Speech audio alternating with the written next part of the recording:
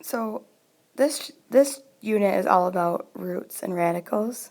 So the index right here is when we have a square root, we don't write the 2 right here, but the index would be 2. If you have cube root, the index would be 3. This is a radical, and what's underneath the radical is the radicand. So to find all roots, you're trying to figure out, if you have cube roots, you're trying to figure out what number can you multiply by itself 3 times to get this number. So without a calculator, write this as a fraction. So this is 27 over 1,000 because there are 3 decimal places. So the cube root of 27 thousandths is the cube root of 27, which is 3, over the cube root of 1,000, which is 10. So the answer is 3/10. The cube root of negative 125 is negative 5. The cube root of 1/64 is 1/4. So cube roots, if it's negative, you make it negative. If it's positive, you make it positive.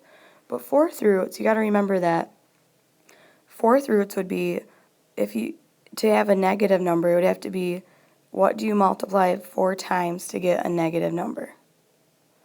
So you can't take the fourth root of a negative number and get a real number. See how this is real roots right here?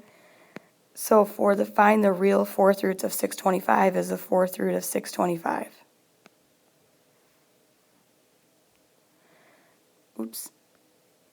So we know that there are actually 2 numbers that you could do for this. We could actually have positive and negative 5. This one, there's going to be no real roots because the number is negative. And this one is going to be plus or minus 3/5. Because the fourth root of 81 is 3 and the fourth root of 625 is 5. So notice you were asked to find the real roots, not imaginary.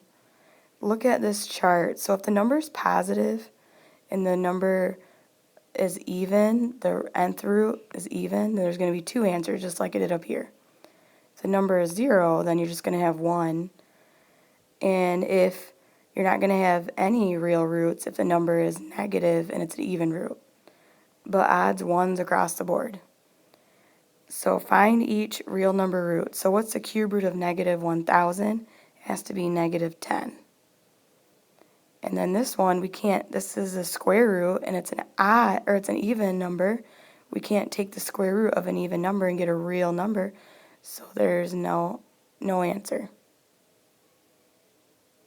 There's no real roots.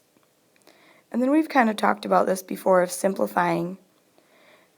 So this turns out to be the square root of 9 times the square root of x to the 10th. So the square root of 9 is 3.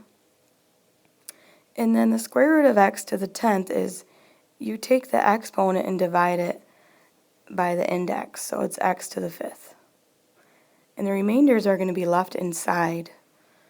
So this is going to be, and there'll be more examples in the next section, the cube root of a cubed. These would cancel out. So this is just going to be ab. And the fourth root of x to the 16th would be 16 divided by 4, which is x to the 4th. And then 4 divided by 4 is just 1. So it's x to the 4th y.